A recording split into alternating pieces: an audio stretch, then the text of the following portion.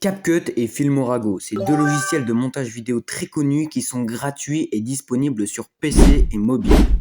Dans cette vidéo, je vais faire le comparatif de ces deux logiciels que j'ai moi-même utilisés dans mes débuts en tant que monteur vidéo. Je vais vous dire les aspects positifs et négatifs des deux logiciels et bien évidemment, je vais trancher en disant lequel des deux est le mieux selon moi.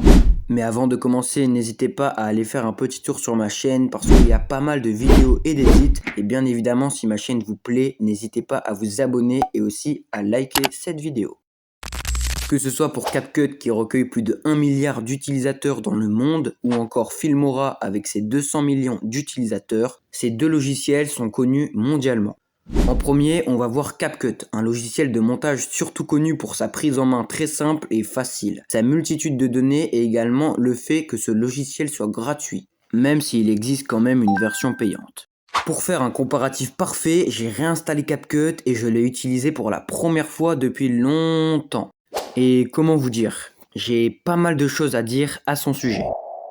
Après avoir monté 4 edits dessus et passé plus de 3 heures sur ce logiciel, j'ai réexpérimenté pas mal de fonctionnalités.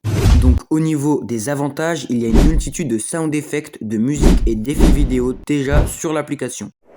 Donc c'est déjà un point pour CapCut.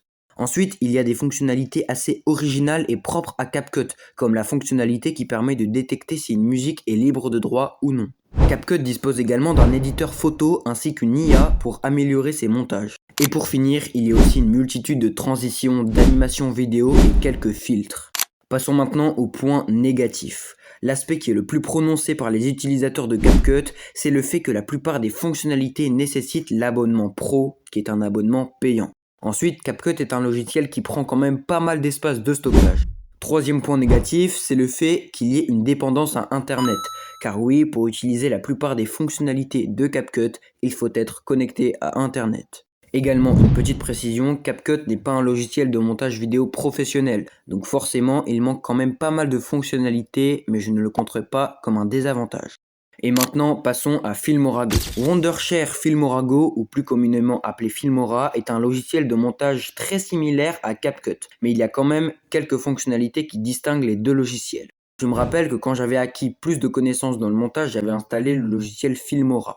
Et dans ma tête, je l'avais tout de suite associé à CapCut, mais en réalité, il y a pas mal de différences. Donc passons aux avantages de Filmora Go. Filmora Go dispose d'une panoplie d'outils de montage plus complet que son adversaire.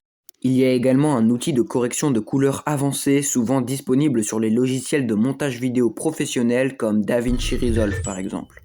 Ensuite, la bibliothèque de ressources de Filmora est un peu plus complète que CapCut. Tout comme CapCut, Filmora dispose d'une IA encore plus puissante que son adversaire, car en effet, elle permet par exemple de supprimer certains objets d'une photo.